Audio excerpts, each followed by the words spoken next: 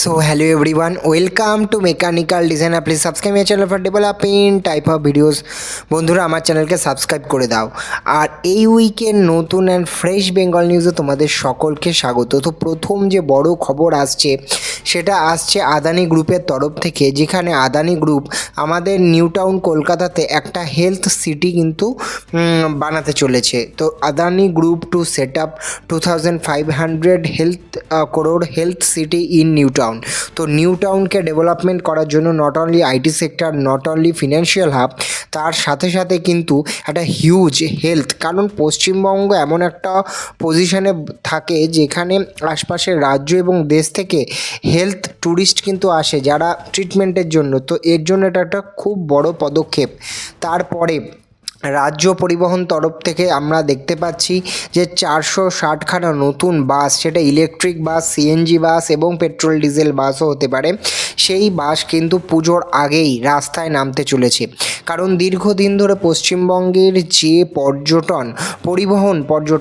পরিবহন শিল্প আছে সেটাতে কিন্তু একটা গতির দরকার ছিল। সেখানে এই ধরনের নতুন ইলেকট্রিক বাস বা সিএনজি বাস বা ডিজেল বাস কিন্তু মানুষের, পশ্চিমবঙ্গবাসীর যাতায়াতের ক্ষেত্রে কিন্তু একটা খুব সুবিধা নিয়ে আসবে।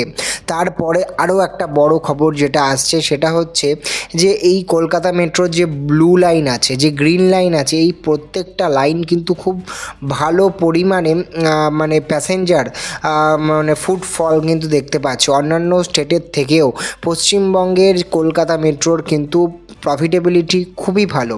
তার সাথে সাথে আমরা দেখতেই পাচ্ছি পশ্চিমবঙ্গের রিসেন্ট বাজেটে প্রায় 1200 কোটি টাকা কিন্তু বরাদ্দ করা হয়েছে ঘাটাল মাস্টার প্ল্যানের জন্য। প্রত্যেক বছর যে ঘাটালে যে বন্যা হয় সেটাকে ট্যাকেল করার জন্য এবার কিন্তু আলটিমেটলি একটা বড় এবং সুন্দর পদক্ষেপ রাজ্য সরকারের তরফ থেকে কিন্তু আমরা এটা দেখতে পাচ্ছি। এটা খুব ভালো পদক্ষেপ। তারপরে আমরা যদি দেখতে পাই হিলি বর্ডার, এটা একটা ল্যান্ড পোর্ট বলতে পারো, যেটা বাংলাদেশ এবং ভারতবর্ষের মধ্যে আছে, যে হিলি বর্ডার। নতুন যে পশ্চিম ভারতবর্ষ যে বাংলাদেশিদের জন্য যে নতুন করে ট্যুরিস্ট ভিসা অ্যাপ্রুভ করছে, তার জন্য এই বর্ডারে কিন্তু একটা ভালো পদক্ষেপ আমরা দেখতে পারি। তারপরে কলকাতা বেসড একটা কোম্পানি যেটার নাম লেজার পাওয়ার, তারা কিন্তু 740 কোটি টাকার আইপিও কিন্তু নিয়ে আসছে।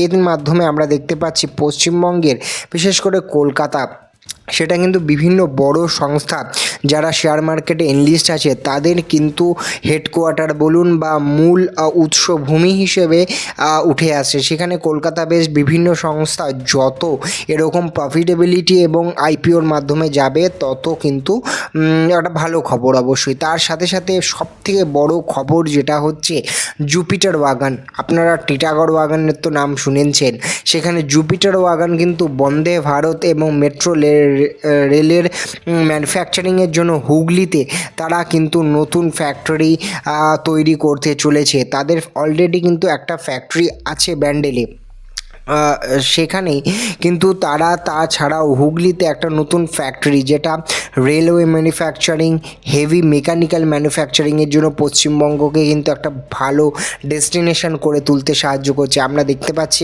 একদিকে যেভাবে টিটাগড় ওয়াগন ফ্যাক্টরির এক্সপ্যানশন করছে, টেক্সম্যাকও এক্সপ্যানশন করছে, তার সাথে সাথে জুপিটার ওয়াগনের নতুন ফ্যাক্টরি হলে পশ্চিমবঙ্গ রেল ম্যানুফ্যাকচারিংয়ের ক্ষেত্রে কিন্তু ভারতবর্ষের একটা উল্লেখযোগ্য ভূমিকা নেবে। সেখানে দেখতে পাচ্ছি কলকাতা এয়ারপোর্ট কিন্তু চেন্নাই এয়ারপোর্টকেও ছাপিয়ে যাচ্ছে বিভিন্ন দিক থেকে। তার সাথে সাথে মিরিকে নতুন করে প্রায় 100 কোটি টাকা ট্যুরিজম ক্ষেত্রে কিন্তু বিউটিফিকেশনের জন্য ইউজ হবে। তার সাথে সাথে একটা বড় খবর, সেটা হচ্ছে এই সেঞ্জেন্ডার ইলেকট্রিক যেটা আছে, সেটা অলরেডি সেক্টর 5-এ কিন্তু তাদের অলরেডি একটা ফেসিলিটি আছে। সেই ফেসিলিটিটাকে আরও বড় করার জন্য তারা প্রায় 290 কোটি টাকার একটা হিউজ ইনভেস্টমেন্ট কিন্তু করতে চলেছে এবং এক্সপ্যানশন করতে চলেছে কলকাতা সেক্টর 5-এ। এই সংস্থাটা কিন্তু ইলেকট্রিক ট্রান্সফরমার বা ইলেকট্রিক্যাল ইকুইপমেন্টের ওপর কিন্তু কাজ করে। এই ধরনের বিভিন্ন নতুন সংস্থা যত ইনভেস্ট করবে, বিশেষ করে এই ধরনের এমএনসি কোম্পানিগুলো যত ইনভেস্ট করবে, সেই ক্ষেত্রে কিন্তু এটা একটা উল্লেখযোগ্য ভূমিকা নেওয়া যাবে। তার আগেই আমরা যেটা কিছুক্ষণ আগে ডিসকাস করলাম, এই হিলি বর্ডারের যে ট্রানজ্যাকশান হচ্ছে সেখানে কিন্তু অন্যান্য ধরনের ইনফ্রাস্ট্রাকচার পুশও আমরা দেখতে পাচ্ছি, যেটা বর্ডার এরিয়ার ক্ষেত্রে খুব উল্লেখযোগ্য ভূমিকা নেবে। তার সাথে সাথে যে আইপিওর কথাটা বললাম, লেজার পাওয়ার, এই ধরনের আরও অনেক সংস্থা কিন্তু কলকাতায় আছে, যারা বড় বড় সংস্থা, যারা ধীরে ধীরে আইপিওর ক্ষেত্রে এগোচ্ছে। বিভিন্ন ম্যানুফ্যাকচারিং রিলেটেড, সার্ভিস রিলেটেড কিন্তু কিছু সংস্থা, যেমন ক্যাপিটাল ওয়ান বলে একটা কোম্পানি ছিল, তারাও কিন্তু আইপিওর ক্ষেত্রে গেছে। তার সাথে সাথে এই যে বিভিন্ন ধরনের ফুটবল স্টেডিয়াম, সেইগুলোকে কিন্তু নতুন করে, বাঙালির সেরা খেলা হচ্ছে ফুটবল, সেইটাকে কিন্তু তুলে ধরার জন্য মেজর স্পোর্টস ইনফ্রাস্ট্রাকচার রিভ্যাম্প করা হচ্ছে বিভিন্ন ধরনের স্টেডিয়ামগুলোতে। তার মধ্যে রবীন্দ্র সরোবর যে স্টেডিয়াম আছে সেটাও কিন্তু একটা উল্লেখযোগ্য। তার সাথে সাথে নর্থ বেঙ্গলের যে কাঞ্চনজঙ্ঘা স্টেডিয়াম আছে সেটাও কিন্তু উল্লেখযোগ্য। এইভাবে নতুন করে স্পোর্টস মিনিস্ট্রির তরফ থেকে যে এই স্টেডিয়ামগুলোকে একটা নতুন দিশা দেখানোর মাধ্যমে কিন্তু পশ্চিমবঙ্গের এই ক্রীড়া শিল্প বলো, ক্রীড়া ক্ষেত্রে কিন্তু একটা উল্লেখযোগ্য ভূমিকা। সেখানে পশ্চিমবঙ্গের স্টার্ট আপদের ফান্ডিং করার জন্য নতুন অনেক ইনিশিয়েটিভ আসছে। তার সাথে সাথে এই যে আমি জুপিটার ওয়াগনের কথা বললাম, তারা কিন্তু প্রায় 215 কোটি টাকার হুইল সেটের অর্ডারও কিন্তু বন্দে ভারতের জন্য অলরেডি পেয়েছে। সুতরাং হুগলিতে যে নতুন ফ্যাক্টরিটা জুপিটার ওয়াগনের হতে চলেছে, সেখানে বিভিন্ন ধরনের কম্পোনেন্ট কিন্তু বন্দে ভারতের আমরা দেখতে পেতে পারি। তার সাথে সাথে শ্যাম স্টিলের নাম তো আপনারা সবাই জানেন। শ্যাম স্টিল কলকাতা বেসড, পশ্চিমবঙ্গের বেসড একটা সংস্থা, যারা লৌহ ইস্পাত শিল্পের ক্ষেত্রে একটা খুব ভালো ব্যবসা করছে। রেশমি মেটালিক্সের মতো, শ্যাম মেটালিক্সের মতো শ্যাম স্টিলও কিন্তু খুব ভালো এগিয়ে যাচ্ছে। সেখানে নিউ টাউনে এদের যে কর্পোরেট অফিস, আপনারা সবাই দেখেছেন, নিউ টাউনের অ্যাকশন এরিয়া 3-তে এদের কর্পোরেট অফিস আছে। সেখানে নতুন করে এই যে শ্যাম স্টিল, তারা কিন্তু একটা হিউজ ইনভেস্টমেন্ট করতে চলেছে পশ্চিমবঙ্গে।